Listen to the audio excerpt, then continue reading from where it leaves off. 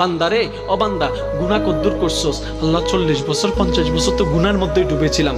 বান্দা গুনাহ যে করছস এতটুকু বুঝতে পারছস? আল্লাহ বুঝতে পারছি। ভুল পথে যে চলছস এতটুকু বুঝতে পারছস? ডাক আসছে কার দরবার থেকে? বলেন না রে ভাই।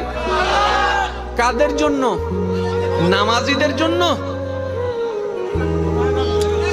যারা গুনাহ করছেন তারা বলেন, আর যারা জীবনে গুনাহ করেন নাই চুপ করে থাকেন। আমি বলছি কারণ আমি নিজে গুনাহগার, সেটা আমি স্বীকারও করি। নামাজির জন্য, রোজাদারের জন্য, গুনাহগারের জন্য। কাদের জন্য?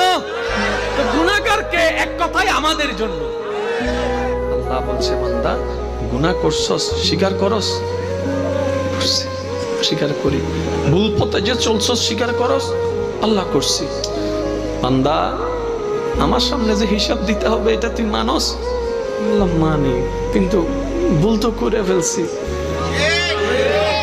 হঠাৎ করে বান্দা মুস্কি হাসা বলে, আল্লাহ আমি হাজার গুনাহ করলো, মনে একটু সাহস আছে। কই কি? আমি তো মুসার উম্মত না, তোমার হাবিবের উম্মত। আমি হুজুর থেকে শুনে, পড়ালেখা আমি করি নাই, আমি হুজুর থেকে শুনছি তুমি নাকি মুসা নবীর একটা বেশ্যা উম্মতকে কুকুরকে পানি খাওয়ানোর কারণে মাফ করে দিছো। একটা কুকুরকে পানি খাওয়াইয়া যদি মুসা নবীর উম্মত মার পাই, যিনি কলিমুল্লাহ ছিল, আমি তো হাবিবুল্লাহর উম্মত, আমি তো তোমার নবিউল্লাহর উম্মত, আমি তো রাহমাতুল আলামিনের উম্মত। একটু সাহস আছে কিন্তু বলতে পারতেছি না, কারণ তোমার আযাব তো বড় কঠিন, তোমার আযাব তো বড় কঠিন। আমার লজ্জা লাগছে মওলা। আগুনে জ্বলবো আমার ভয় নাই, সাপে কামড়াবে আমার ভয় নাই, আমার শুধু নিজের ভিতর থেকে একটা লজ্জা লাগতেছে, তোমার খাইয়া কেমনে তোমার বিপক্ষে কাজ করছি, একটা লজ্জা লাগতেছে মওলা। মওলা লজ্জা লাগছে। এবার আল্লাহ বলছেন বান্দা, বান্দা আমি আল্লাহর রহমত থেকে নিরাশ হইস না। তো কি করব? কি করব?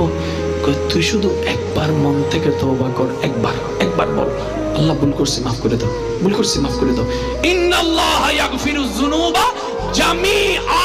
তুই মাফ চাইবি একবার, আমি রহমান মাফ করে দিব তোর সারা জীবনের গুনাহ। আমার নামেই রহমান।